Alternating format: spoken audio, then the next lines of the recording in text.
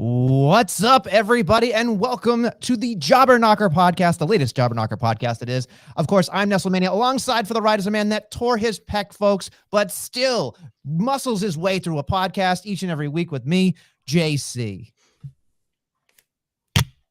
I did tear my pec, and that's holding me back. But Nestlemania, as I try to reach for my omnipotence, there's one other thing holding me back, and it's you! We'll get there. A lot of fun stuff. Clothesline, bump. Yeah. All right, so.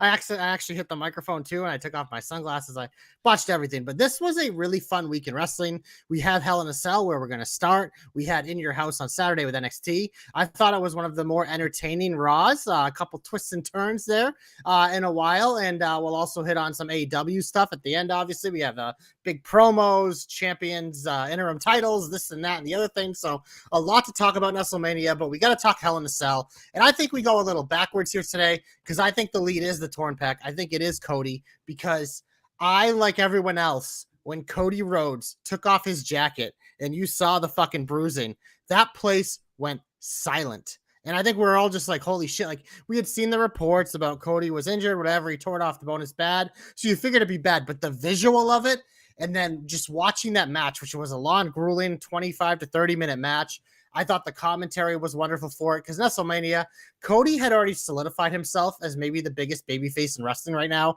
But if he wasn't before, he is now. Oh my goodness, was that a performance? And him and Rollins, like, I mean, we can talk about match of the year. I think there were 2 matches on this card that could probably fall into that category, maybe. I know we're still early in the year, but I was just blown away by that main event. It's funny. You sit there and you think about a torn pec, right? And the only thing that I can equate it to in my head is that you probably can't lift your arm, right? So not easily. It hurts. And then you think about the Triple H torn pec I think he had with that Saudi Arabia match, and he had that giant bruise. And then, our boy on the ground, Ray, was saying to us, it's a gnarly one. And I was like, how gnarly could it be? And all I could think about was when he took the jacket off and had the grimace and then just slowly revealed it. That's WWE, right? Like, it was an anticipation. They gave you the information. You thought about it all night. You thought, oh God, how long is he going to be gone? Right? You thought about, is he going to be gone, or is he going to Cena up and come back in a week, or whatever? But like, you never know, right? Cena up and came back the same day. He's like, Cena, but he's a different animal, right? So he's the GOAT for a reason. But he's coming back too, by the way. Yeah, I saw that, and I don't think that's by mistake. No, of course not. No, he's coming, and I'm excited. So, besides that, though, you get into the whole thing. Hell in a Cell usually is this gruesome, obviously, and someone made a joke, Cody wants blood in Hell in a Cell. Obviously, Cody and blood go together, but it can't happen in WWE. But they did a great job of pulling the bull rope out because that's Dusty's thing and Dustin's thing, and now it's a Cody thing. That was cool. Call back the polka dots. We can't underplay the polka dots. What a great mind game Seth was playing with Cody Rhodes himself. And then, to me, what I thought was wonderful was they still told a match. And these are the things that I love the most, right? Like, we know wrestling is predetermined, right? But we felt an emotion for that guy because we knew that was a real injury. He was gutting it out for the people in the crowd, for the people at Peacock and anybody watching at home, all this jazz. And he just did it because he knew if he had stubbed his toe and went away, he would have probably just, been another guy. But now what Cody Rhodes did, in my opinion, is he has his own lore, his own folklore, because yes, he's been Dusty's kid. Yes, he's been Dustin's brother, right? And he's done all these awesome things on his own. But I think this was a very specific Cody moment. And I think that's very important going forward, because he can win the championship and we're all going to lose it, right? We're all going to be excited when he does it because it's finally there. The first one is the big one. But this is a moment for Seth and for Cody. I don't want to underplay Seth either. I thought they did a great job, and I thought Seth did a great job. I wouldn't say carrying the match, but I think he traffic copped it in a way that he knew what he was doing, and he's there for a reason. So I think that you can come out and go, you know, and polka dots, by the way. Yeah, he did the polka dots. I said that, but I think that he did a great job. He's a sportsman, but he's also an entertainer. And I just love watching this entire thing, because I was severely thinking to myself, this was going to be handcuffed.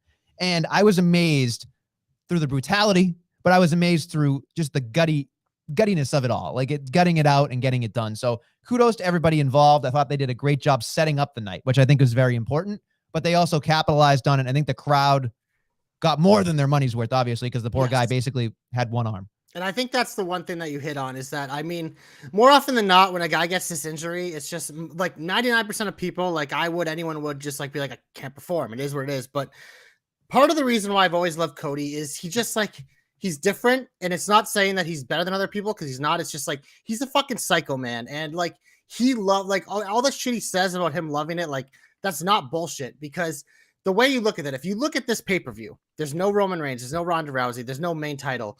The Cody Rhodes Seth Rollins is what sold this pay-per-view. It's what sold out that arena. He was the poster. He was the fucking chairs on the seats that the premium people got to sit on that spent all the money. So for him, like, it was just one of those things, like, you know, in his mind, he was like, I have to do this for them. Like, no matter what, I have to go out there and do this because I owe it to the fans. And not like, I mean, a lot of people like to say they can do that or whatever, but Cody actually, like, that's who he is. He's a fucking psycho. So to me, like, seeing all that and like watching it, like, as shocking and amazing as it was, it's just like, part of me also was not surprised, because this is what I've come to expect from Cody, is that this motherfucker will fucking die in that ring for us if he has to, just because, like, he cares, and he cares too much some of the time, but like, that's what makes Cody Cody. So, I mean, it just, like, that was awesome. It sucks that it was crazy. And we'll probably talk about it on Monday with that promo. But when he was like, I'm going to try to be back in 4 weeks, I was like, oh my God. That injury is usually, I think, like 6 to 9 months. Cena, obviously, I think, did it in, like, what was it, 4? 3 or 4, yeah. Yeah, so, I mean, anything's possible. And, I mean, if with an 8-man ladder match, which Money in the Bank usually is, there's ways you could probably hide it if all you had to do was climb.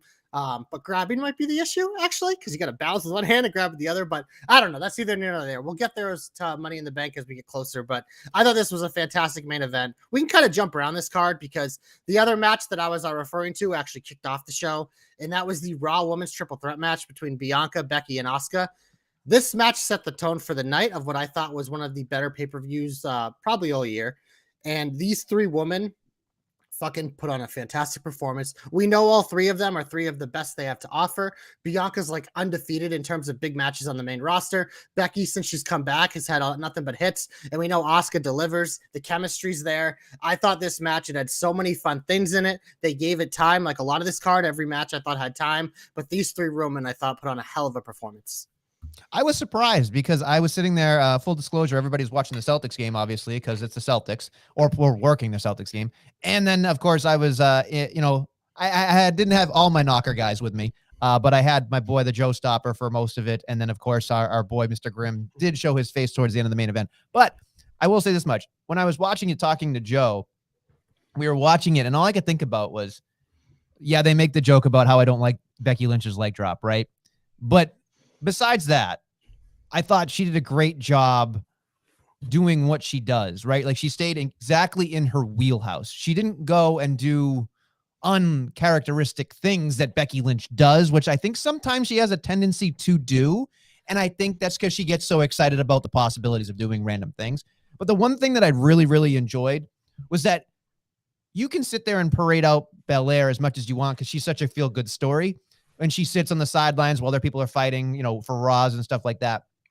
But the one thing that I really enjoyed about this was the finish, because I felt like Becky Lynch previously, storyline wise, dumped everybody out to win or dumped to get her advantage. And then Belair was smart enough when it counted to get the one up on the, big time Bex. So for me, I really appreciated that because there was a part of me when I saw Asuka take the pin, I was like, well, who else is going to take the goddamn pin? Which made me upset in a way, right? That's why it's a triple threat. But then I thought, are we really going to finish though? So, and I was just happy that on Monday we didn't go back to Becky Lynch saying that she needed another title match because I feel like, well, she got one. She needs it. Well, yeah, but she didn't get the one, But yeah, so it's hard, right? It's hard to equate it to something, but it was very difficult to put into words how excited I was for that. And I don't know if it's to me, I don't know if it's a match of the year candidate. It's definitely a very good match. Go back and watch it if you haven't. But those women went, balls to the wall, no pun intended. But they went all out for it. For sure. And those bookended the show. So it was already a very good show. I thought everything else here for the most part was really good. The third match for me that I thought was a standout, and I know we make fun of 6-man tags all the time. This was obviously a funky one with the 4 men and the 2 women, but the Judgment Day club match, if you want to call it that, I had a blast watching this. It's just they had tons of time. Like obviously we know all 6 of the people in the ring are people who are either very established and very good, or there's some up and comers, especially for the women. I really enjoyed the Liv Ripley stuff in there. They have great chemistry. I've never seen AJ or Finn not be entertaining to me. And then obviously we know Edge and Priest are also very good. So I really enjoyed this. It was a fun match. It was one of those where it's like, we don't often get these 6-person matches like that have like stakes, but this one, like this feud has been such a fun ride and got even more fun on Monday that we'll get there. That this one, like I was just on the edge of my seat because not only was I enjoying the action, which you usually get in these types of fast-paced matches, but it felt like there was more there. And Judgment Day getting the big statement win, I thought was big, even with what happened the next night. Yeah, and I think you're 100% correct with that. But the one thing that I started laughing at, like for me internally, was so like I'm not the biggest Liv Morgan fan. I know, throw a shoe at me, whatever. But then when I saw her come out and I saw her doing the ha ha, I was like, God damn it, she's just so adorable. She's likable, man. She's just like, there's something about her where it's just like, I just want to hang out with the chick and like get to just to see how fun she is, right? So then like, okay, great, she did, but then to me, the tellingness of this entire thing for me was like Rhea. That match was built for Rhea and Liv. Like the other 4 men we knew could do whatever. But, AJ Styles had to unfortunately take a powder because he injured himself with his face. I don't know how that happened. But then he came in with his forearm and then had to leave.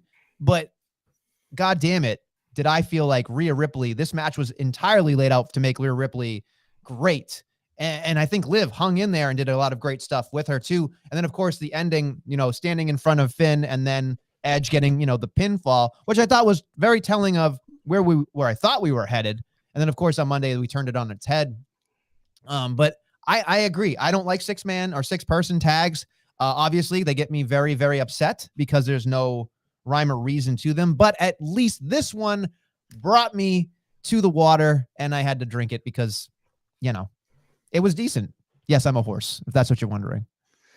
We also had in the second to last match, the U.S. title match. It was nice to see one of the mid-card titles being defended on pay-per-view, but with Theory, who's Vince McMahon's guy and one of the future stars here, I think we're going to see more appearances from it, especially with what happened on Monday. But I really enjoyed how this one played out. Obviously, Mustafa Ali's from Chicago. He got the hometown welcome. Like I said, he had to lose, as much as it sucks. We'll see. Hopefully, he's not on main event every week like he was this week. But man, there's just the more and more I see of Theory, man, the more I just love him.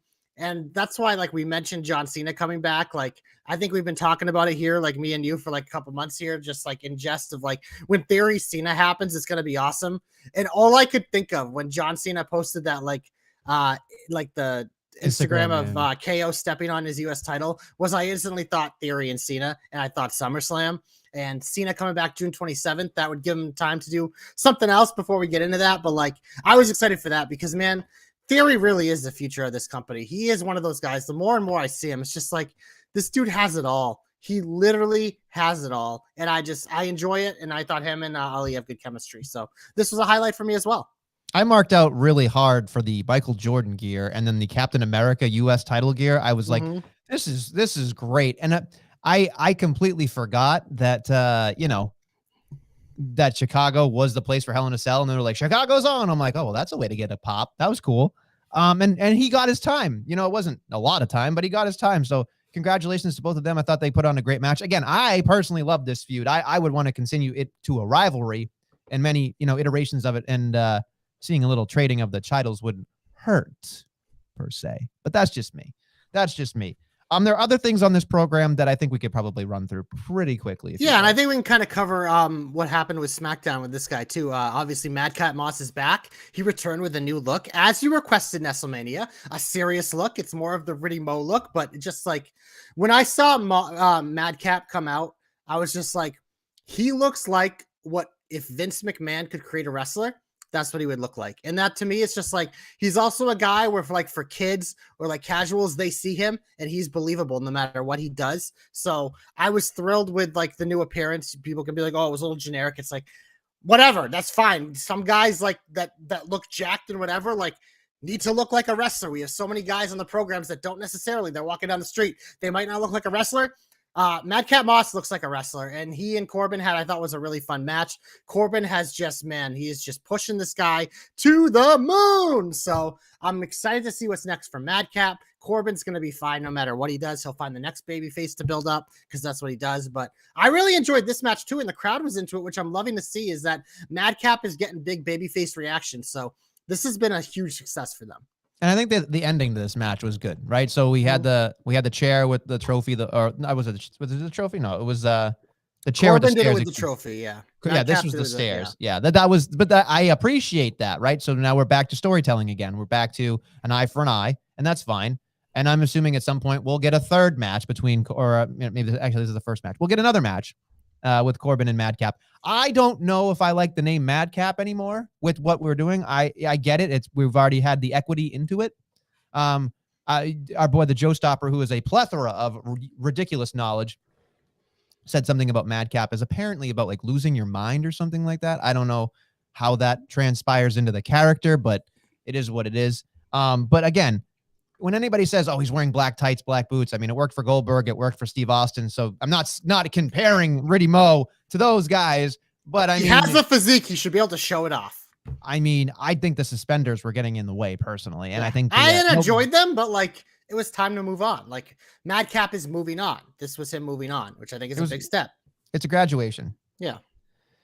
Anything else you want to talk about? Or you want to move into the rest of it? KO won, which surprised me. I don't remember who I picked. And then obviously like the low point was probably the Lashley match, but I didn't hate it because I fucking loved the Lashley celebration, because this is what I've been saying. Once Lashley was done, he has to move on to a title. Obviously, he grabbed the replica WWE title from a fan, which the fan was like, "Here, take it." And he was like going around. Bobby Lashley is more over now than he will ever be in his entire life. And we can make fun of like people who watch every week of this Lashley and Omos feud. But if I talk to people who don't really pay attention to wrestling, like they want to see this because it's two fucking huge guys beating each other up. The YouTube views and everything else like that Omos is in, like it's always one of the peaks every week. Like it just, they say big med draw, they do. So as much as like this was probably the low point for us as like people who watch every week and stuff, like there's a reason why it's here. And Lashley's at a point, it obviously appears him in theory might have a thing, but like Lashley Reigns, man, you got to do it soon. Obviously, they're doing Riddle, but it's like Lashley Reigns is like a big time main event you can go to at some point. Maybe they do it later, who knows? But like now would be the time for me, honestly. I would think that it goes to SummerSlam. You know what I mean? Like I know we have supposedly Riddle and then maybe Randy Orton, which is fine. As much as I love Randy Orton, and I think Lashley's on a streak, right? You got to push it. You got to move it. You got to do it now. You know, he's the hot wax man. You got to use the hot wax. Yeah, it's a heat check. You got to let him shoot. You got to let him shoot a shot. So I look at it like that, right? Like you gotta get him in while you can, because then it's going to cool off. And I honestly, I didn't think Bobby Lashley babyface this time around was going to be as good as Bobby Lashley the heel, because that was so incredible. Yeah. And again, you can make fun of the promo or whatever, but he did a good enough job, I guess, with Theory, because I feel like Theory was better in the promo department there. Well, but I'd be curious. It's not a fair fight. No, it's not. But I just loved how he was like Mr. McMahon's protege, like just the way he just says his words and cadence. I listen to that stuff, and I think believability wise, that's important. When you talk, You got to sound like you know what you're talking about. Theory does. Bobby was just like, well, Omos is. It's just like, oh God, this guy's got, But again, he matches it or over delivers with his intensity, so I'm okay with it. Yeah, but it's soft spoken. It's odd. It's an odd juxtaposition of how hard and intense he is in the ring versus Bobby Lashley. Like, hi, I'm Bobby. It's a little odd. And that's why I just think like him being over right now is just so organic, because obviously he was this big heel and we really became to appreciate Bobby Lashley, and MVP obviously deserves a big part of that for what he played. But it was just like the crowd, especially like when you have like kids out there and people like they just see this guy and he's like rah rah, he's going against the big bad guy. Just like it's working. But what I do think, because you mentioned SummerSlam, like that's why I would love to have like Roman Bobby now, because I sure feel like at SummerSlam we're getting Lashley Lesnar too. In an actual fight that's not going to have like the shenanigans probably, with Brock back as a heel again. I think that's a money match. And, maybe that's why Theory's kind of the thing, because maybe Brock returns to like, that's how Theory gets the win over Bobby, so it doesn't damage Bobby, but then Theory can be like, I beat Bobby Lashley. So it's just, that's what immediately came to mind for me as we're moving towards Money in the Bank, because both these guys could be in Money in the Bank and then they could have their match at, I don't know, whatever it's before SummerSlam. I don't know. I can't even keep track anymore, but that's kind of where I look to. That's fair. Moving on. You want to get into the rest part of the show? Yeah, always in the shine, much like Mandy Rose, the measuring stick, who defended her title in a great match against Wendy Chu at In Your House. She's still the champion because Toxic Attraction reigns supreme. We get into the shine, WrestleMania, and I mean, Raw kicked off with Cody Rhodes. He said he was kicking off the show, so I tuned in live because I had to see it. And he, like, when he's on TV, it's gripping television. Like, he tells such a good story. I popped big for Seth coming out and showing the respect. I'm like, there's no fucking way that this segment ends. They started playing the music early and he's doing the slow walk. I'm like, Seth's gonna I call it the Tommaso Ciampa now. He's gonna Ciampa him at the last minute when you least expected. That's what happened. I love the sledgehammer, nice storytelling. Curtis Axel got on TV again, as well as every other producer as they came to break it up. But as much as like every time we got to have it like a game now where whenever Cody says he's done with Seth, that means he's not done with Seth. But the reason why I'm okay with this is because I think this is just a deep tease. We know Cody's going to be out for a while, but we know when he comes back, he's going to want that title. Well, Seth could have a chance to have that title if he wins Money in the Bank. So I don't mind the way they left this. Plus, it's one of those things. Cody just beat Seth 3-0 in a series. Seth is obviously indestructible. He's going to be fine, but Cody's going to be on the shelf for a bit. So you need to give some momentum back to that guy because Seth's going to be around. And this was the perfect way, because now who cares if Seth lost the 3 matches in a row?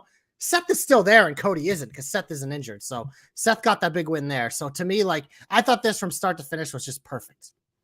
I enjoyed it. I want to know what was said with the when he got in close to his ear. I think that's important. I think that'll be a storytelling standpoint somewhere down the line. They always go back to that stuff in some way. Like, what did he say? Which was a nice little, thing, I guess. But I vomited a little in my mouth when he said he was going to go try to do Money in the Bank. I'm like, what are you in? Like, obviously he's insane, but in my head, I'm thinking about, I know he's a homer, folks. Adrenaline, something's got to go. I feel like that's how everyone sings it. Yeah. Whoa. But yeah, and it's just like, my favorite part of this entire thing is just like, how many times can they continue doing the recaps of like, Cody got hurt next hour, Cody got hurt next hour. It's like, they really believe that Cody Rhodes is a needle mover. So as much as I thought that it would be, we'll talk about what happened later in the night, and then we mentioned the Cena thing, but like, WWE is making some big shifts because of this, because he was the guy, especially with Roman being part-time right now. I think the other thing for me is just, well, you kind of said it already, but when I look at this standpoint of like the babyface things, like, it's just, he's very good. Like, don't get me wrong, Cody's very, very good. But all I could think about was, you had him in the palm of your hand in this promo, and he's just like saying words that are just that are $5 words, right? And I'm just thinking, always been like that. No, so, I know, and I don't know if it's a complex of something inside of him internally. But all I could think about was, so why say Metropolis when you can say city? But whatever. He's a tryhard. He always is. But it's just like, I get it. You probably study the dictionary. Heel wise, he's going to be great when he does that omnipotence bullshit. Wait. After he wins the title, turn it right away, please. That's what I want. But it's just funny to me how, like, he's such a great baby face, but he's going to be even better as a heel. You know what I mean? Like he's going to get to a point where it's going to be better. And I don't know if this makes a difference now that he's injured, but if he beats Seth Rollins, does that take away from the moment, even just a percentage? If he's the guy that beats Roman first, right? Like in a hypothetical world, are you putting more weight on it if Roman Reigns loses to Cody Rhodes in that huge moment, or a huge moment is a huge moment no matter who he beats? I think if it's not Roman, I think Seth's the guy, because that would make a lot of sense. But yeah, no, obviously, like I think in a perfect WWE world, which it might actually play out like this now with this injury, is that they can have Cody win the Rumble and beat Roman Reigns at WrestleMania. Like I think in a perfect world, that's what they want. If they're not going to do The Rock or whatever, but like I think Seth holding that Money in the Bank contract is just like the nice little thing, because Seth can be like, I'm going to ruin your moment after everything you did to me. And so it's one of those things that I think could always be there, or like, it's one of those things. I don't know. There's so many things they can do with it. And honestly, WrestleMania, I don't want to rule out that Cody's not going to be in Money in the Bank. Cause like I said, you have 8 people in that match. He could come in, get knocked out early, take a fucking nap like the winners always do, and then climb. And then like him and Seth are up there and he knocks Seth off, and maybe they do the Zack Ryder Mizmo. I don't know. But the reason why the Money in the Bank one, this really hurts, this injury, is because I remember that Rhodes Scholars Money in the Bank so clear in my mind, because being the Cody fan I was, like, that was his fucking moment. And they took it away and gave it to Sandow, who was great. But it was just like, that was WWE's chance to be like, all right, Cody, it's your time. Because I felt like, I'm like, he's ready now. If not, then it's like, it's not going to happen anytime soon. And that's what happened. It didn't happen. Sandow threw him off the ladder when they were the tag team, won it, and then he obviously lost. He didn't actually become world champion. So that really made it twist a little more in me. But that was like that's then when it devolved into like the Stardust and all the other stuff for Cody. So Money in the Bank always feels like the breaking point of Cody's first run. So in terms of like the story for me as a fan, like I was looking at it like, yeah, I could see Cody winning Money in the Bank and calling his shot somewhere for it, you know? And maybe it would like kind of like Drew did. Drew's like, I'm going to challenge you in 4 months. Yeah. And it's just like, okay, what are you going to do until then, you know? So you're basically telling us that like, when Max said to him, I'm going to challenge you at Cardiff, I'm thinking, well shit, I don't give a fuck. No, he did say Roman. Oh, he did say Roman. And I was like, I think about was, okay, great. Now I don't care about anything Roman Reigns does till September. That's why he's fighting Riddle, because it'll be a fun feud. But it'll be a fun feud, bro. But anyway, I just wanted to say this. You mentioned it, but I just wanted to put emphasis on this. Imagine Cody Rhodes finally wins that fucking thing, and Seth Rollins not 10 minutes later cashes in on his ass. Dude, like, that's it. That's it. Then it has to be it. You have the Cody chasing Roman, which will be money. You get that instant moment, and then you take it away instantly, and now you have the build for him to get it back. Right. It's just like, because think about his story. Like his dad, obviously, like it isn't in the books that he was champion, but he thought he won. Like for a moment, he was like, "Oh my god, I won!" Then it was taken away. So to have Cody win it, hold it for like a fucking barely at all, a sip of coffee, not even a cup of coffee, a sip of coffee before he loses it again. That just like adds to the story. And then it's just like Seth holds this thing and then Cody can go win the Rumble or whatever. Like there's so many things that they could do with it with Money in the Bank. And that's why this hurts. They can still do a ton of things, but it's just like, this shit is so fucking compelling, man. It's so compelling. And you want it. And the hard part's going to be, I think with the Money in the Bank cash in directly after his first win is you're like kind of double dipping it. So I think it's okay. But then after that, it's like, you got to give him time. Yeah. And once he wins it, he'll hold it for a while. Yeah. And then he'll have to turn heel eventually because like every great baby face, like it doesn't last forever. But who knows? I mean, honestly, the way that Cody is right now, the way he's being booked, the way the fans are treating him, it's the closest thing to like a Cena babyface thing we've seen. I'm not saying he's that, and maybe he can get there, but it's like it feels like the closest thing like as a babyface, because we know WWE makes great heels, man. They always do, but it's hard to do baby faces, and Cena was such an anomaly like that. The way Cody is, because it's just like it feels like all he has to do is smile, and he gets a bigger reaction than anyone on the show. It's just like, we all adore him right now. That's how it is. It's not going to last forever. But right now, man, it's adrenaline in my soul. He either has the fake Cody smile or it's like, hi, or he does this other scowl where he's just like, so either way, it's great. It's whatever. So it's just, I just can't. when he does the thing where he's like, like he did it during the Seth promo before Hell in a Cell. He was just like, Yeah, where he like bites his lip angrily. bites his lip. It's like a dog eating a steak. You know, it just doesn't make any sense. Our boy Aaron's back. Hey, Aaron. Good to see you, bud. What's up, guys? Glad to be on another live. Hope you all doing great. We are doing great. It's a Tuesday. You're here. We're having fun. We're talking Cody. We're talking Seth. We're talking injuries. We're talking all sorts of nonsense. So we're having a good time. But something I want to switch gears into, I think you would probably want to talk about a little bit, was the Judgment Day. Well, before you do that, did you know that Judgment Day was missing an E? Because I certainly didn't. I guess when I spelled it out, I left off the E because it looked weird, but I never thought about it. I guess I would. I was under the impression, and this is where I'm going to get some hate, the AEW people do the hashtag AEW Dynamite, spelled dynamite wrong. So I thought that the hashtags that I was using was wrong. Yeah, that was a joke that like people that, you know how like Tony Khan said the AEW fans are like smarter, and then somebody pointed to the hashtag saying that they didn't spell dynamite correctly. It was a whole thing. Anyway, so when I thought the Judgment Day was spelled incorrectly, I want to make sure I spelled Judgment Day correctly in the hashtag. But then, yes, it was 2 days ago on Sunday when I was watching with Joe, he goes, no, it's spelled without the first E. And I was like, why would they do that? And then I thought your brain, like just my brain overloaded into JC land. And it was like copyright, trademark. They needed the Judgment Day, you know? So I'm assuming that's it. And then we get to Monday where, of course, they did a countdown clock for the new member. So honestly, I was excited. I thought they kind of not botched it, but I felt like they didn't give a grand entrance for the man. They had the smoke going before he got there. I know they can't help that, but we had it happen. And I'm curious your thoughts on it because I could hold off. We could talk about it.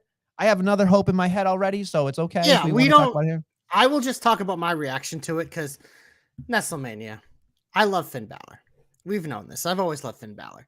You know what? Also, I love the idea of Finn Balor being in a club because it's just one of those things. It's like that's what we all. It's just one of those things. Like he started the Bullet Club, so it's like it's not a thing. WWE teases with this shit all the time.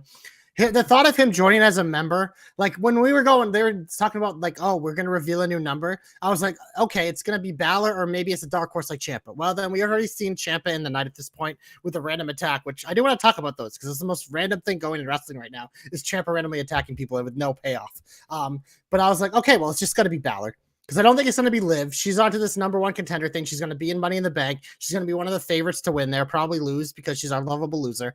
And I'm like, AJ's hurt / I don't see AJ following Edge around like a puppy dog. But I'm like, as much as I don't believe Finn would be a follower to Edge, it's one of those things where I think Vince would believe Finn could be a follower for Edge. So it's like, yeah, I guess I could see him as a new member. Then they could do Priest and Finn as a tag team if they wanted to, as Edge is the main face guy. So when the turn happened, my jaw dropped and I smiled because I'm like, this is fucking cool. Because how often, especially in WWE on their weekly television, do we get something that surprises every single person watching? Almost never. Because a lot of stuff, like they do such a good job threading needles that we either see it coming or it's just like predictable or it's just like, eh. And this like Judgment Day thing is so new. And they just got the big win. And their fucking presentation is so cool. For them to just flip this and have the two members turn on Edge and Finn be joined with them was just like so fucking cool to watch. I was like, holy shit, that was well done because I did not see it coming. I had no idea. And then looking at the visual with Finn in between these two young stalwarts, I'm like, this is cool. Because the big part, and I think you kind of tweeted about this too. I saw your tweet is that like, yes, if you want to label someone as a leader for this group, I guess you could say Finn. He was the one they put in the middle. He's the veteran. He kind of was the one that usurped Edge a little bit. But part of the reason why Priest and Rhea took out Edge was because they felt like he was in their way as a leader because he kept calling them his acolytes or whatever, or like the punishment. The Saints of Fate. Yes, so pretty much like they were his henchmen. And I think for Priest and Rhea, especially Rhea, as we saw the post at the end of the night, is that these people are ready to be like more faces of the franchise. So like Balor Club is for everyone, as our boy the Joe Stopper kept saying. So, and it's true because it's like we all stand together as one, like trying to get us as high as it was, as opposed to standing in Edge's shadow and being uplifted with him. We can all lift up each other together. And like Finn, like that's why I kind of look at him. If you want to label him as the leader of this group, I have no issue with that because he's the veteran. He's the person that has experience as a leader. He's the one that kind of brought this together. But I think even he would be like, no, we're all doing this together because we're going to rise from the smoke together. So I thought this was cool. I'm excited to see where this would go because I want to see the AJ dynamic when he comes back, because obviously him and Finn have the relationship, but they were clearly the heels here and got the heel reaction and took out Edge, which again, I kind of alluded to this earlier about Cena suddenly being booked back. I think part of Edge, I'm assuming, is going to have some time off because he's Edge, he's part-time. But I also think they realize, like, if Cody's going to be out 6 to 9 months, we need big-time baby faces. So Edge is super over with the crowd. We'll bring back Metalingus. When he comes back, he'll get a huge pop. There's our fucking Band-Aid for Cody. So I thought this was a win-win-win. I thought this was really cool. And it was one of the more compelling, shocking segments on Monday Night Raw in a long time. All right, so I'm going to blow my hope here. I think it's easier to do it here. You're just too excited. I am. I can't contain myself. Hand check for Jesus.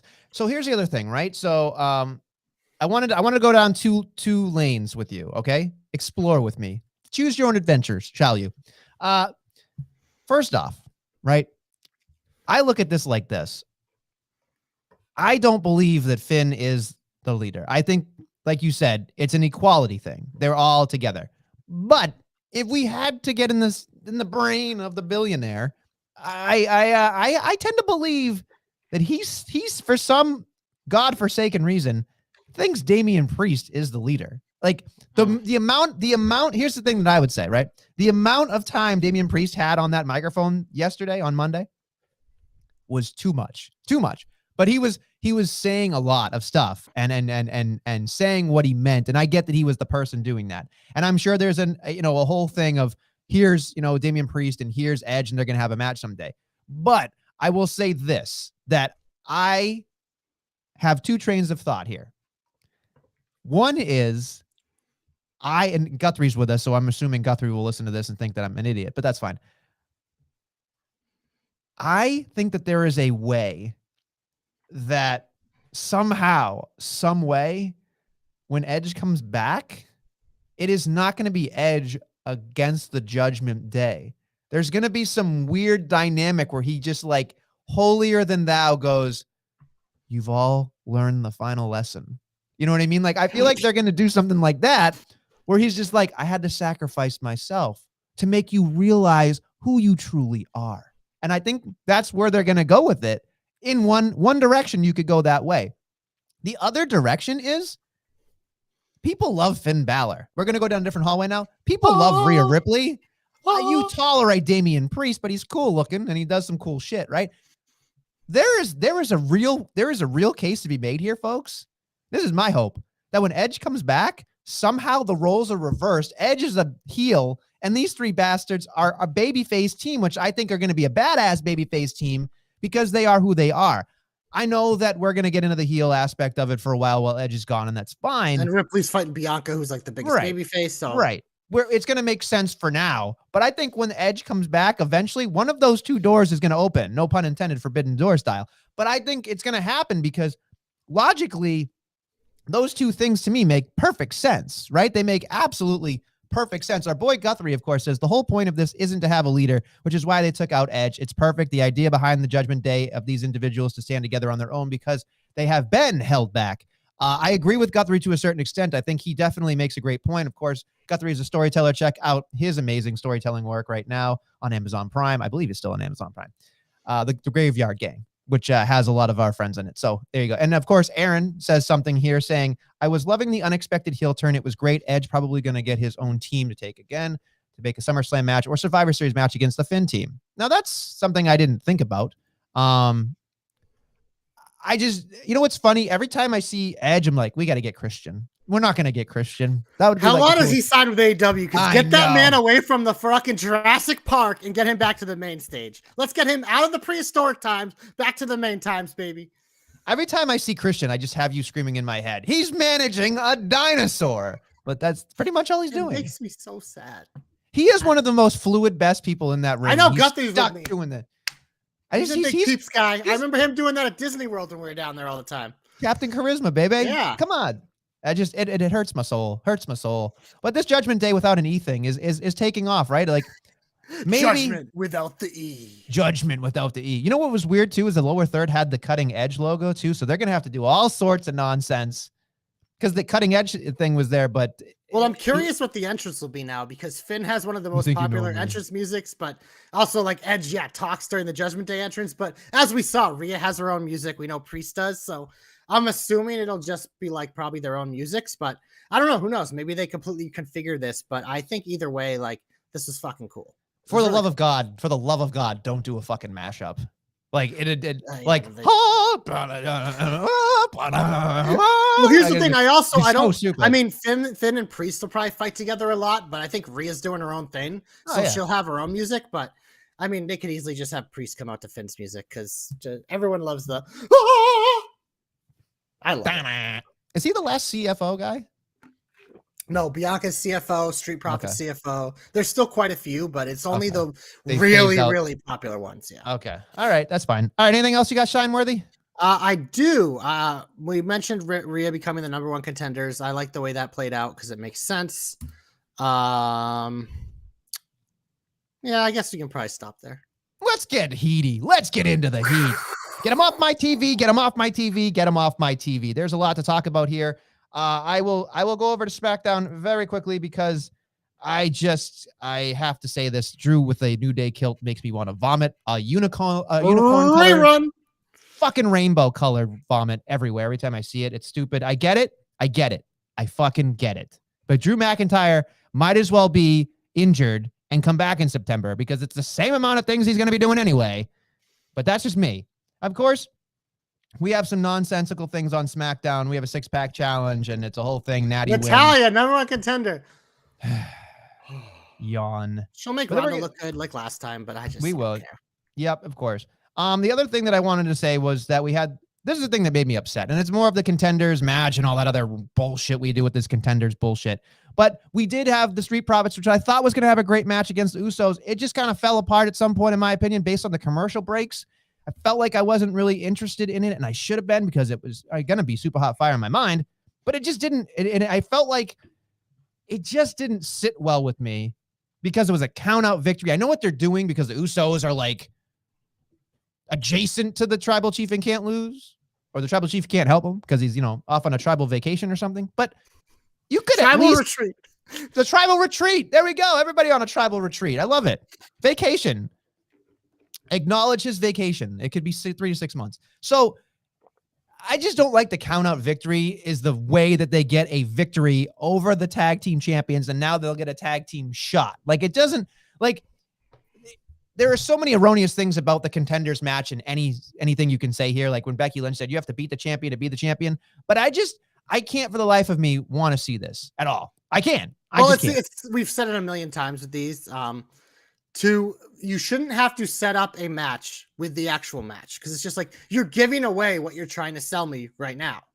You know what I mean? So I have no doubt when these guys, if they find it Money in the Bank, it'll be a potential show stealer. It'll be super hot fire because there'll be no commercials. There'll be flippy dippies up the wazoo. There'll be spots. Tez will be killing himself. The Usos will have flying Usos left and right. Dawkins will get the hot tag and it will like Hulk up and Dawkins up and it'll be awesome.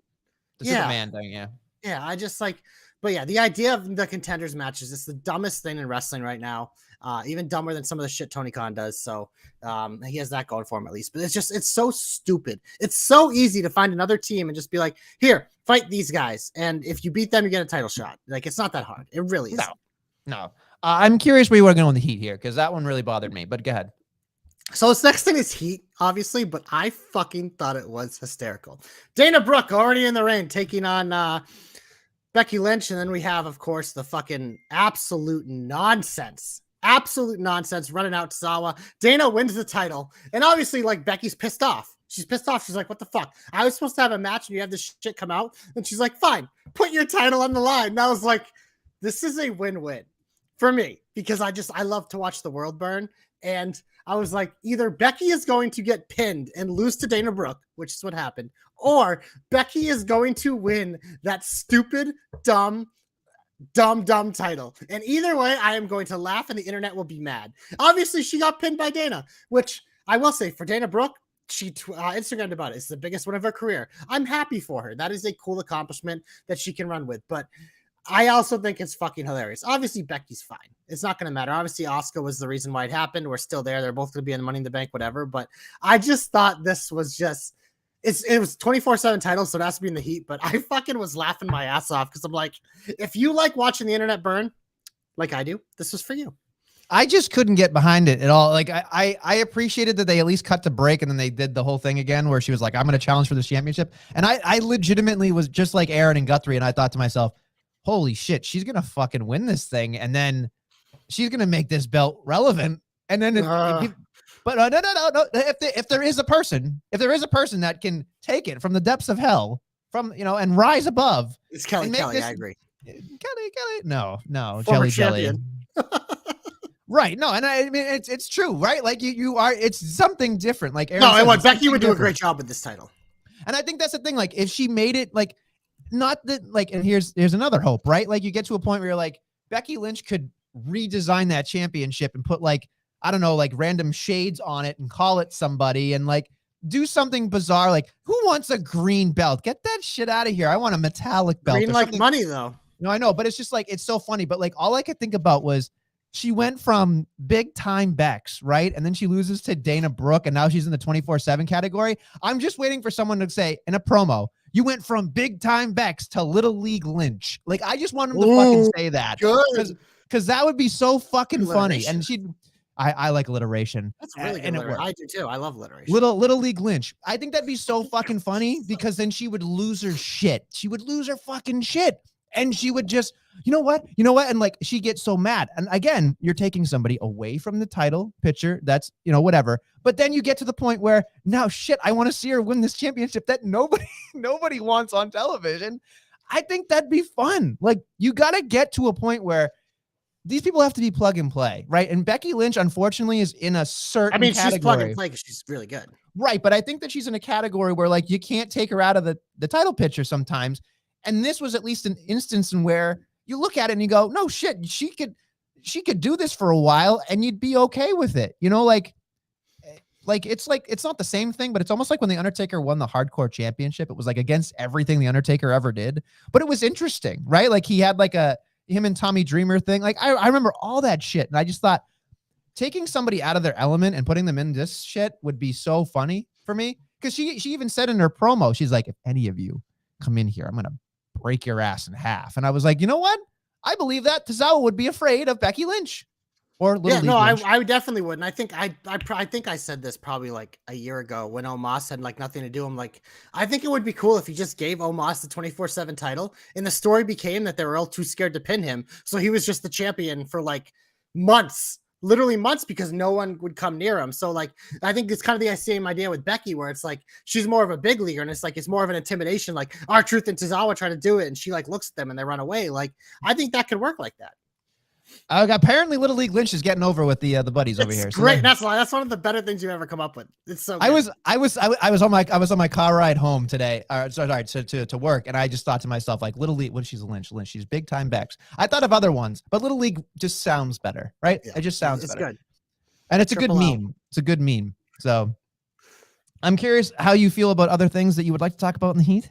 Cedric lost in 3 seconds to Omos. I got sad, but the weirdest thing was, you know what's going to happen too, because they cut him off their celebration to do a fucking KP interview with the Dirty Dogs, who are back on Raw, apparently babyfaces now. And it was just like, we have did the random stage interview, but it never happened because Omos and MVP were mad. So I guess an Omos and MVP are feuding with the Dirty Dogs now. Like, what the fuck? I felt bad for the production team because they built that stage for that segment. I'm like, nothing fucking happened. I mean, it was longer than the match. No, I know, but at least the ring's there for other matches. This was like built for this moment and it didn't even fucking do anything. And the other thing was like, yay, we're back. Woohoo. And then of course, like Dolph just kicks MVP and he just like gets caught by Omos. And all I could think about was, really? Handicap match. This is what we're doing. Yep. We're just like, feed him, line him up, feed him to the big man. Omos is the definition of treading water. Like, and because they don't, that's kind of what I said earlier. It's like, they know they don't have to try very hard with him because they can put him on TV and put him on YouTube and people fucking care. So it's like, he needs to look good after he just finally like Lashley launched himself off of them. It's like, so now he's going to get the fucking tomato cans again. The other thing that Joe Stopper said to me while we were watching Hell in a Cell was, I was sitting there and I go, here's my ask for all of you that listen or you're here or whatever. Can you get to a point where Omos needs to win the championship to be considered? Like, is he like, there's a Strowman effect, I guess is the best way to say it, is like, how long can Omos go without winning the big one before you feel like he's not a threat or he's not a championship level threat? And Joe was saying to me, well, Andre the Giant didn't really hold the championship. He was just an attraction, just a draw, who never lost. Big Show had a lot of titles, but most of the time he was just a draw. But I think, but I think taking that concept and applying it to nowadays doesn't apply, because I feel like, to me, you're not somebody until you hold the championship or the championship. And Omos feels like somebody that they have high hopes for, but can you last in a I don't know, like a gratification feeling, like we all want it now? Like, that's how we live as a society. Can you sit there as Omos continues and think like, he's just fucking beating tomato cans? I don't care anymore. Yeah, they do at some point, and that's why, like, I mean, Theory's doing a great job with that US title, but at some point, like, I don't know if I ever see Omos as a world champion. I don't know, maybe he'll develop into one, but I don't know if I see that. But I could see him as a dominant mid-card guy or something like that, but it's just, I don't know. Obviously, on SmackDown, we know where that IC title is probably going to go for a long time, because that's kind of how you build a future main eventer. Yes. But on Raw, I mean, Theory's not going to hold that thing forever. It's a launching pad for him, but I think he's going to hold it for the near future. So in the short term, it's just like, I don't know if we're getting much more than Omos for tomato cans, because we kind of talked about this last week, being like, unless if Roman comes back for Lashley, I don't know where either of these guys go except for against each other. Obviously, now they are moving their separate ways, and they found something for Lashley with Theory. But for Omos, there's no obvious like baby face from him on Raw to go against right now. So it's like, oh, we'll just take a tag team and have a couple more handicap matches. Like, it's a quick fix, but it's just one of those things. These are going to be short segments every week for him to throw guys around. We know, I mean, Ziggler's a sell machine. He's going to fucking put on his working boots to make Omos look great. But yeah, no, I agree. At some point, he does need something in terms of that next step. So Guthrie makes a good point. We got to squash that mindset. Great stories over a championship title match. Just give Omos a good story, constantly being involved. He's an attraction. So that's fine, Guthrie. You can have your thought process. I don't disagree with that. I don't think there's either of those options are available right now. So we're just kind of in no man's land where his segments are probably going to be boring. I really hope not. For the near future. Here's the thing. He needs something, not MVP. He needs a something moment for him, because I'm looking at it like, he's a great, like, you look at him, yeah, he's going to do the YouTube views. Yeah, he's a giant, obviously. Like, he's cool looking. But I need something. I need a definitive moment that's like, that's Omos's moment, and I'm good. Then I can live off that for a good 6 months, right? But we haven't got there. Like, Strowman flipped how many fucking things, right? Like, he had You ready, Strowman WrestleMania? moments. How about Unbeatable Giant versus Unbeatable Giant? This is for Guthrie. Omos and Veer. I'm waiting for the comment to No, come honestly, like, I think once Veer squashes the Mysterios, I can see the Mysterios taking out Omos. It's just like, it's kind of what WWE does. It's just like, there's no obvious like other big man, and they can't really go to AJ Styles because they've obviously already done that. So I don't know. Like, this is where you wish you had a Big Show or Mark Henry laying around where you could dust them off and be like, hey, for a month, go fight Omos. Because that would at least be good TV. Something. Honestly, Omos would have learned a lot from The Undertaker, I think, too. And I know we don't want to see The Undertaker, but I think he can show up backstage, you know, but he doesn't need to come out. Here we go. Veer is 1 inch taller than me. So Guthrie's a size shamer. Well, is Guthrie 6'2"? Guthrie's pretty tall. Gunther and Guthrie. I don't think there's anything else that you want to get too heaty about if you want to move on to the hope. Yeah. It's time to get hopeful. Would you like to go first, or want me to go? Yes, I'm switching gears in WrestleMania. We're going to AEW. As we saw last week, there was a lot happening there. We had the MJF promo, which, you know, here's the thing. If this thing wasn't somewhat of a work, they wouldn't have hit his music, and he wouldn't have been allowed to come out and have that much of the show before. Whatever. Most of this is a work, people. You know, there might be a little, but it was compelling TV, and I loved it, and I eat that shit up. It was amazing. MJF is amazing. I love it, and I want more. But then on Friday, CM Punk, we found out he's injured, and unlike Cody, he's not a fighter. Just kidding. That's kidding. I'm obviously kidding. He has a serious injury. He's going to be on the shelf for a while. But instead of stripping of the title, they're doing what you kind of see like UFC and boxing do, where you create an interim champion who will hold a second title until the real champion comes back, and then they will fight to unify the titles. So that is what AEW is going to do. Unfortunately, they have the most convoluted process of how we're going to crown this person, where it wasn't clear on TV, and they had to put a statement out on Twitter, and it still wasn't clear. But I'll do my best to kind of lay it out. So on Wednesday, to kick off the show, there will be a battle royal where a person will win a chance to, I guess you have to look at it, be in the semifinals of a tournament to crown the interim champion. The winner of this will take on Jon Moxley in the main event, where the winner will go to a championship match, the interim title match at Forbidden Door, and take on one of the two New Japan people who are fighting, who I can't remember their names. I'm sorry. And the winner of that will take on likely Jon Moxley. But this is where my hope gets interesting, WrestleMania, because I want to make this even more ridiculous. You ready for this? So I want MJF to win that battle royal and do it. But then, like, them to do a thing where Tony Khan is pissed because he wasn't supposed to be in it and he can't be in it. And somehow MJF steals the win against Moxley and the main event is some bullshit. And they do this big thing where, like, it doesn't count and they have to do it again. So MJF is like the fake interim champion or whatever. And then all of a sudden, like, Tony Khan does more matches to determine who will be at Forbidden Door because MJF says, fuck Forbidden Door. I don't give a fuck about you or that. And I'm not helping you sell any more pay-per-views. So you have MJF kind of off in the weeds, who has now a claim to the interim title. And then you have Moxley versus Tanahashi or whoever. Moxley wins. So now you have like 3 AEW interim champions. So Punk comes back and he beats Moxley, but then MJF comes out and says he should be the champion. And then it sets up MJF and Punk. And then MJF eventually becomes the champion. But I want this thing to be so fucking cloudy that everyone gets so mad when we don't know what the hell is going on. And Tony Khan has to keep recreating more matches, but it keeps MJF relevant. It keeps Moxley relevant. It keeps all these things relevant. And it's the most ridiculous thing in the world that, like, I want all our heads to explode. Because you know what? This is already a ridiculous thing to do in wrestling. CM Punk should be stripped of the title. They should crown a new champion. It shouldn't involve New Japan Wrestling guys because none of them are in AEW. So it should just be AEW guys. You have more than enough for a roster. But since they're not doing that, let's get crazy. Let's just make it the dumbest thing ever. I'm all for it. Hell, have Wardlow get involved in this somehow too. So you have like 4 interim champions. Let's fucking get nuts, WrestleMania. Let's get nuts. Let's get nuts. You want to get nuts? Let's get nuts. Have they announced anybody in the Battle Royal, or is it a surprise?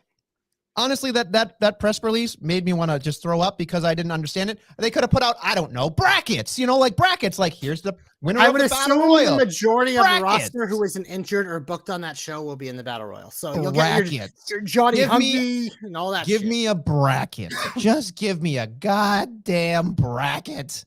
I love graphics, and I get really excited for graphics when it's a tournament. I know, he pops for the standings. Give me a bracket. For God's sakes, you send out a press release. Get the fuck out of here with a goddamn press release.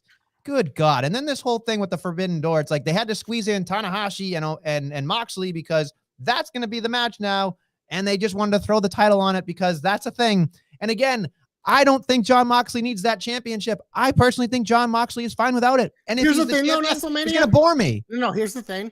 If you need an interim champion for a few months and we're probably heading towards Mox Punk anyways, I don't mind it because I do think, like, obviously, like, it's going to be a babyface run, so it's going to be what it is. But he was the guy that got screwed for the pandemic with them, and he held it during the pandemic. So he's so over with the crowd. Him coming through the crowd with the title will be fucking huge reactions every week. For as long as CM Punk's out, he's going to have fucking big violent matches. There's going to be blood, which, the fans love. And like, oh, blood. It's like when the blood rushes to you, But I think he's the perfect fit for an interim champion. It's just like, it is what it is. Cause like, if not, who else is it going to be? Like, unless if you do MJF, like if you want to get real crazy, which they're not going to do, like it's Moxley. It makes perfect sense. And you can jerk him off with this New Japan match that him and like, the deep state of fans want for that pay-per-view, whatever. But like, I don't know. It's ridiculous. So when I see something this ridiculous, just make it the most ridiculous thing in the world. Because you know what? I just imagine Tony Khan's like doing the red yarn and thinking like, what if this? What if this? What if we did this? What if we did this? Friday night Rampage. What if we did this? What if we did this? Samoa Joe. Friday Night Wars. Let's go. Jesus. Oh, I'm getting hot. Your boy Bertsky says, can somebody gif that? You talking about his jerk off face? I agree. It's a little bit weird. It was a little weird. I mean, the bed's behind him, but that's beside the point. I mean, For we the get to your after hours, comeback. I'm just getting people ready for that. we're getting hopeful. My hope is very specific. Now to bring the boys and girls down back to a regular number. My comeback. Sorry, my hope. Now you got me all flustered. My my hope is very specific. I'm starting to think here. I'm putting on my detective hat here. I think that Ciampa, they're not as random as you think. Here's what I propose. Ciampa's not really doing anything, but if you notice, Ciampa kind of sticks his nose in somebody's business every single time. So I'm thinking what I was looking for, Nestlemania. This is where I'm thinking, folks.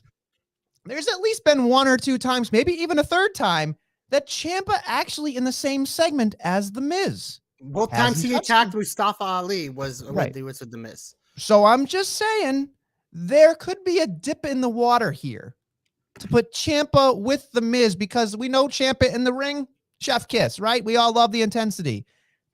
But, if you're going to learn from somebody in the WWE, The Miz is the guy. And I tweeted out, The Miz embarrassed himself for no reason except because he's The Miz on Monday night in his underwear. And Riddle did a great job stripping him down, and the half naked Miz and Maurice and the whole deal. But the thing that I thought of was Ciampa. Not that Ciampa can be like a heavy for The Miz because he's not taller, but he can be a heavy in the sense of the intensity. And I think that Ciampa can help The Miz be taken a little bit more seriously. And I think The Miz can help Ciampa, even though Ciampa says he's the best sports entertainer that's ever lived, really make him a sports entertainer to the fact that he can teach Ciampa some stuff. Now, I'm assuming he could be a hit for hire kind of person or whatever, but I think it works with The Miz because The Miz is Hollywood. He could help Ciampa get to that next level that I'm sure a lot of us are worried about for Ciampa. Is he going to get somewhere? And I just keep seeing that. And my detective alarm went off, and I thought, there's at least 2 or 3 times this has already happened, and The Miz has been adjacent to it or near it. And I can see it. I can see it visually. The Miz does better when he has people behind him or next to him. I just think it works. So that's my hope. I think The Miz is going to help Ciampa. Ciampa is going to help The Miz. This could be maybe even a good tag team. Who knows? I have no idea. But that's my hope. Hashtag Nestle's hopes come true. Hashtag Nestle knows.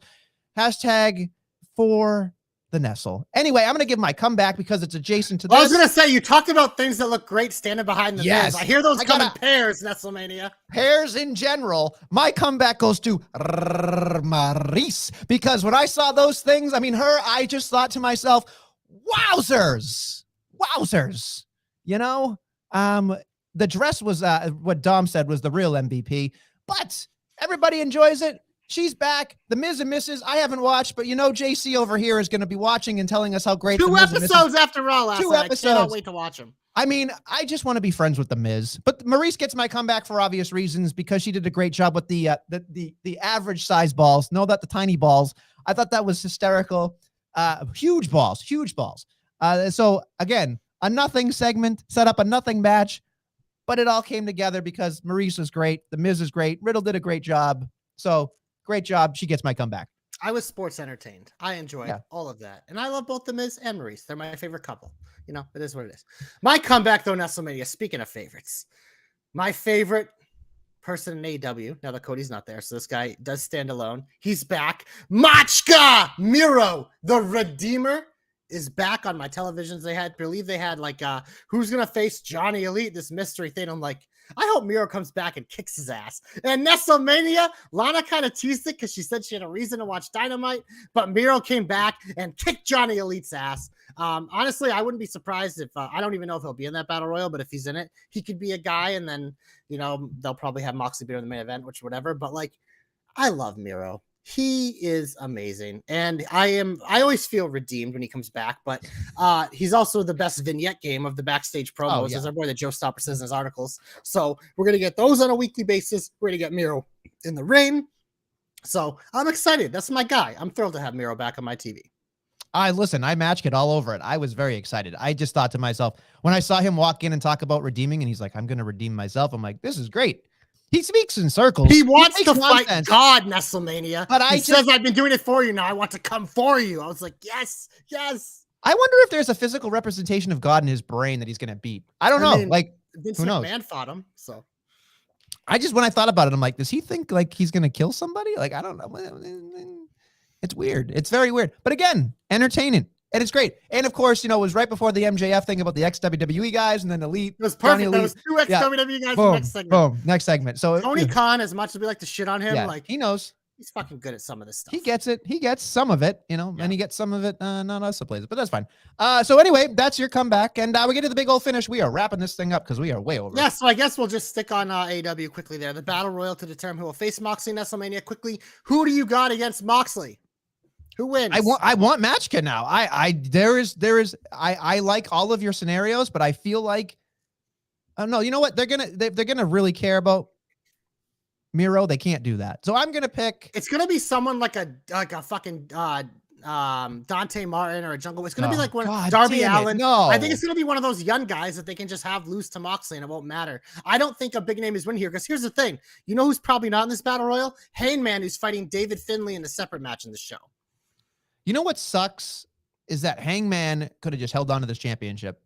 You know what I mean? Like, yeah, I mean, it's now, like it kind of, it sucks, but this happens sometimes. It's like when Finn won the Universal title, immediately give it up. It sucks, but it happens. Maybe a 43-year-old man shouldn't be stage diving. I'm just throwing it out there because that's why he got injured. Because he stage dived like a buffoon. He got injured a million ways, but yes, that was a little unnecessary risk. But he's a babyface. What do you want him to do? Don't dive into the crowd. You want him to high five people? You hate that. You want him to pump up the crowd? You hate that. You hate everything. So let the man dive in the crowd if he wants to. At his own risk. Sure. And then he can tear his ACL off the top rope. Oh, wait a minute. He did that. Just saying. Look in my eyes. What do you see? A disappointed Nestle. That's what it is. Yeah, I did that.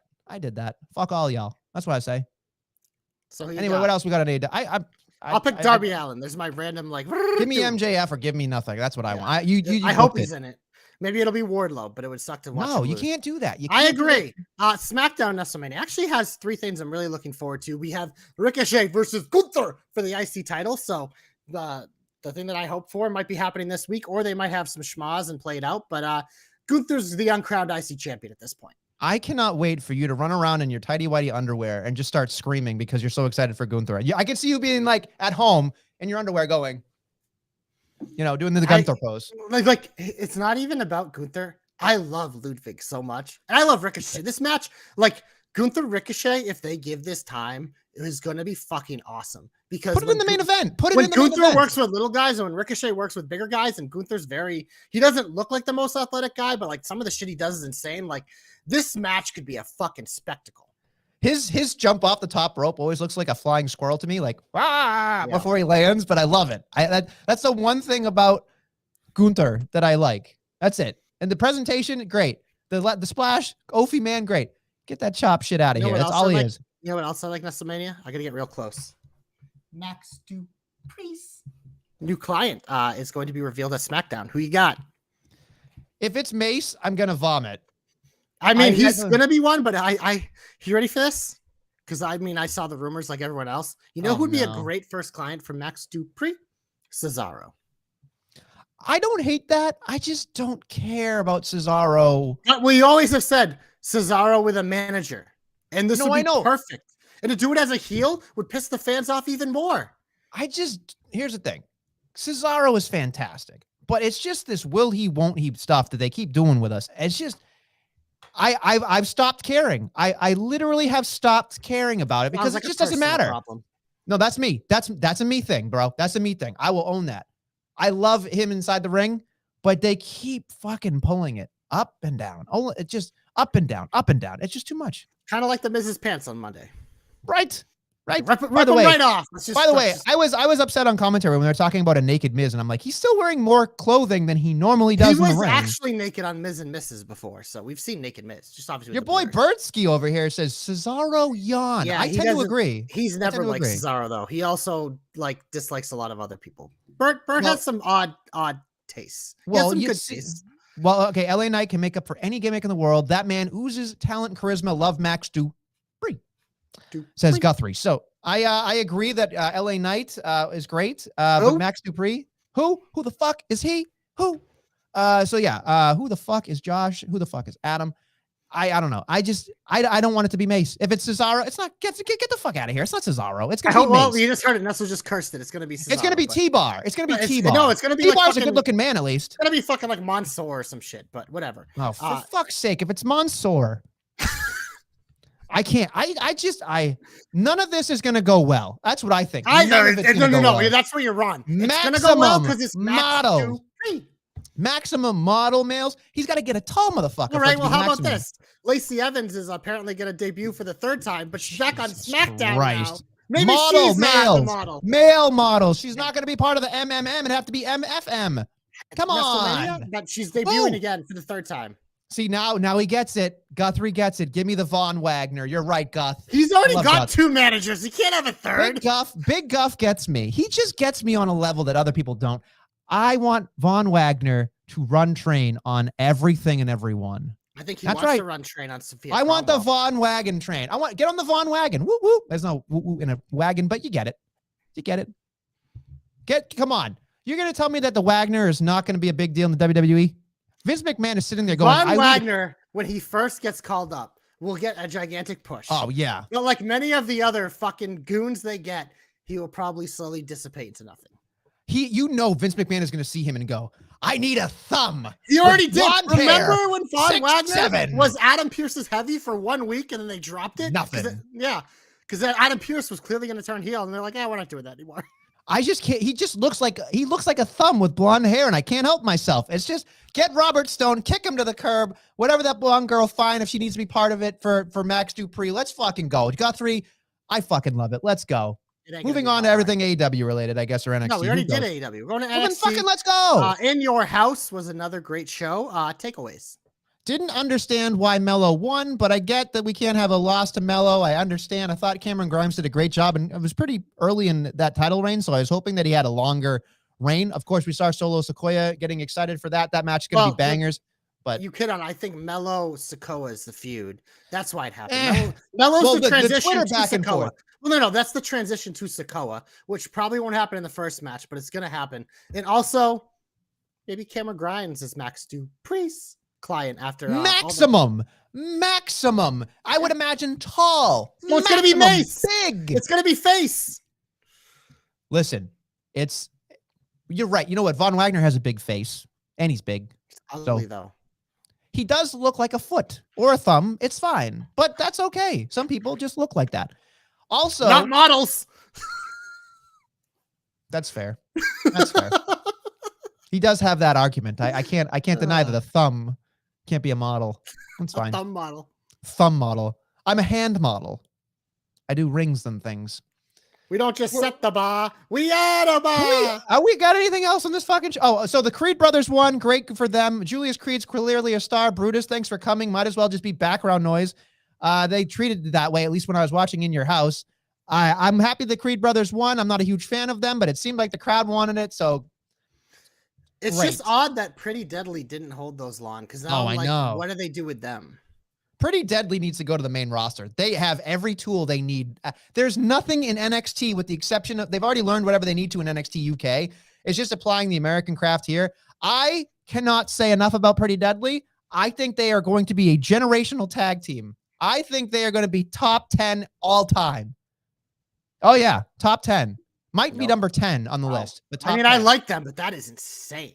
I think they're going to be top 10 all time. Wow. All time. Yes, boy. Yes, boy. That's a take. That is a take. Yeah. Oh, yeah. That's a take. Hopefully you didn't curse these poor guys into oblivion. That's not digging in. That is like 6 feet in. This has the potential to be the biggest curse of all time, because you're bigger on them than you were Aleister Black, Apollo Crews, and all the other you really... I can't help myself. It took Raquel a whole year to shake off your stank. Is she still shaking the stank? No, it don't matter. Now. She's on the main roster, smiling and backing, and that whatever. All right, can we just? No, we have a card this week. I thought you wanted to talk about In Your House. It was a great show. The 6-man tag was actually probably the highlight for me. That match was awesome. D'Angelo family got bigger, but we have Tiffany Stratton versus Roxanne in the finals. I think Roxanne will win. We have Briggs taking on your boy Von Wagner, and I don't give a fuck match. And Alba Fire, my girl, taking on my girl Tatum Paxley. I'm excited for that one as well. I got so angry when I was watching the backstage segment with Pax and Lash, and all I could think about was, shut the fuck up, Lash. Like, I don't even want to see She's a Lash on heel. my She did her television. job then. No, I know, but it was just like, there's something about her where I don't want her on my television. I don't know what it is, but like, when I was watching the other women behind her, I was like, the other women behind her are more captivating than Lash. Can't do it. Swipe away from it. I Here's can't the do thing, it. though, Nessamania, Lash has more charisma than all of them combined. Sure. And you know what? The charisma factor will translate over. I understand that. It's not for me. It's not for me. And I'm okay with that. But again, Roxy's going to win. Big boom. She's going to be the face of the franchise. And then Mandy Rose can figure out whatever else she wants to do. She's probably going to be the one to beat the measuring stick, Mandy Rose. I think the Von Wagon is going to bro right through everybody. I think we're Von Wagon to Steinerville at some point. It's going to happen. And it's going to happen real hard. And I'm going to be really excited about it because Mr. Braun Breaker is going to get stopped by the wagon, and I can't wait for it. My team's a wagon. And then, what was the last thing you said? Oh, Alba Fire and Tatum Paxton. Alba Fire, Pax. I love that I have a soft spot for Pax. I don't know what it is about her. She's just likable. I like it. I like it. I really like her too. Well, yeah, you like her because I can't see your hands, but for me, I like her. My hands are in the sky. Well, I don't know. Earlier, Bert was talking about your GIF, you're GIFing yourself. Well, I'm blocking the internet, Nessamania. Come on. And getting a pleasurable hand job or something under there too. Excuse me? Well, that's what you were doing. You were masturbating over there. Anyway, that's neither here nor there. Anything else? No, I'm very tired. I think that's all that's booked on the show, honestly. I don't know. Hopefully, Dynamite and Rampage will do some more stuff. I don't fucking know. Whatever. They'll have more interim champions. Because that's what God we need. bless them. God fucking bless them. Had the 6-man tag belts. Hell, AEW should have women's tag titles since WWE's not going to have them anymore. By the way, that's how you can tell the difference between the Sasha and Naomi situation and the MJF situation. One is completely ignored, and they went out of their way to try to paint them as the villains, whereas the other one is like playing it up and having him on TV and playing his music every week. Just think about that. Don't call your boss a fucking mark. I mean, that's really all we have to say there. That was great. On that note, don't we all wish we could do that? I'd love to call my boss a mark. Not my direct boss, but like the boss. Well, you just did, kind of. I can clip it off and send it to him. I don't think he's listening. Well, you never know. People watch.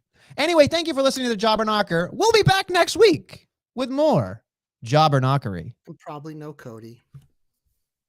No adrenaline. No adrenaline in my soul. Just sad and tears.